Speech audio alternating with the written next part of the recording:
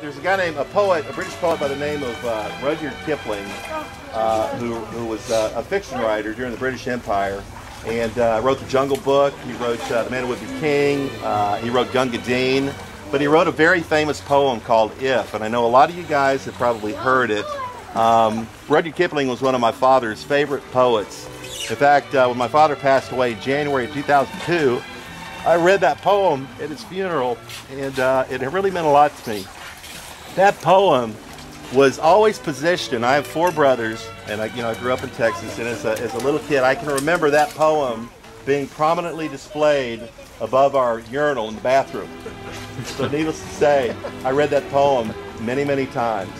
And it's a very special poem to the Gray family, as I've just pointed out. It's kind of interesting that this guy was voted, he won the Nobel Prize for Literature in 1907, and in 1995, they took a survey of the Brits' favorite poem, and If won the Brits' favorite poem. So it's a very well-known poem. I just wanted to, and what I've done is I made copies of this poem. Went down to Kinko's, made some nice copies on some nice paper.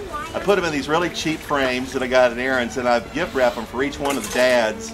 I've also enclosed an explanation of some of the poem, because it's written in sort of turn-of-the-century English. Some of it's a little hard to digest, but it's a wonderful poem. So what I want to do, and thanks for indulging me, I just want to read this. It'll just take a couple minutes. It's a poem called If by Rudyard Kipling. If you can keep your head when all about you are losing theirs and blaming it on you, if you can trust yourself when all men doubt you, but make allowance for their doubting too, if you can wait and not be tired by waiting, or being lied about, don't deal in lies, or being hated, don't give way to hating. And yet don't look too good nor talk too wise. If you can dream and not make dreams your master, if you can think and not make thoughts your aim, if you can meet triumph with disaster, and treat those 2 impostors just the same. If you can bear to hear the truth you've spoken, twisted by knaves to make a trap for fools, or watch the things you gave your life to broken, and stoop and build them up with worn-out tools.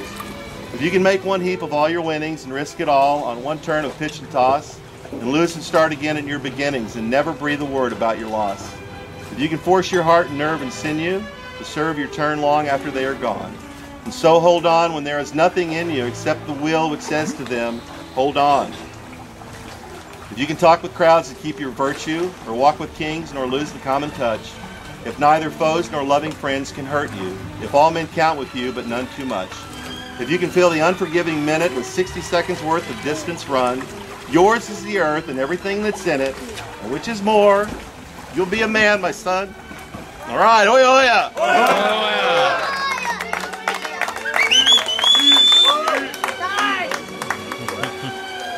No worries. Excellent. All right, so Brook had clothes after that as if there wasn't anything else to do.